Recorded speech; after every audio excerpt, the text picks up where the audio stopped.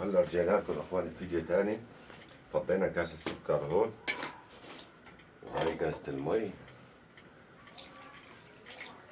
مثل ما انكم شايفين، وبنحركهم منيح ليذوبوا.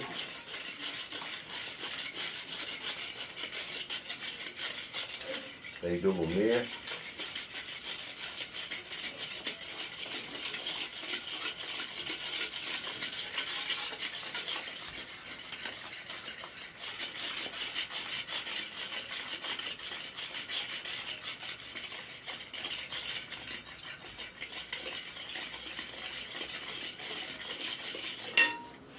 نضل نحرك ليذوبوا اخواتي.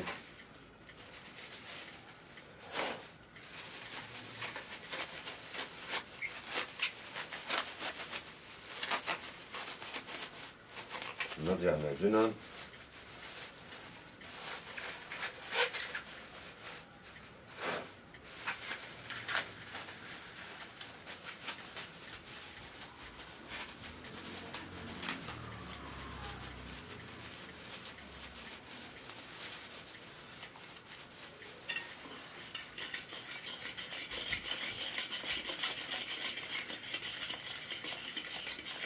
بنحرك السكر ليذوب منيح.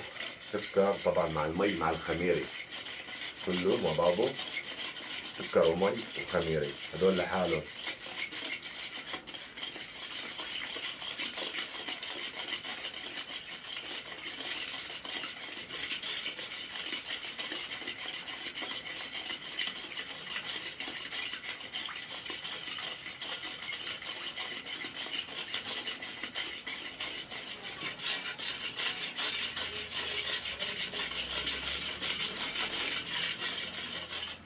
اخواني بعد ما داب معنا السكر والخميرة ونضيفهم فوق العجنة، عجنة الراس اللي عنا مثل ما انكم شايفين.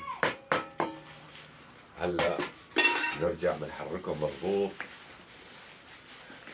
عشان اخواني على فكرة العجين هلا ما بده عجنة كتير.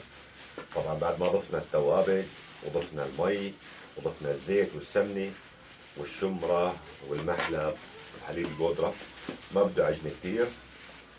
الشيء ان العجينة تنمزج معنا، بس انه خلاص هلا هيك اخذ حده بالعجن مثل ما انكم شايفين. ما شاء الله الامور طيبة. هلا فرجيكم العجينة شلون طلعت بشكل نهائي. هلا فرجيكم شلون طلعت احلى عجنة.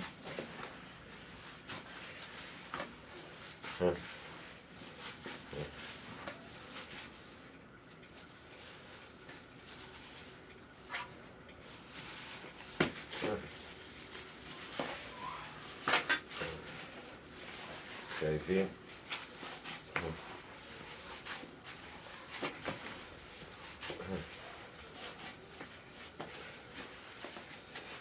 شوفوا اخواني، شايفين عجنتنا شلون طلعت؟ يا سلام. طبعا شو بنسوي هلا اخواني؟ نخليها ترتاح بالبراد لمدة نص ساعة، وبعدها بنرجع معكم وبنشتغل ان شاء الله. حياكم الله.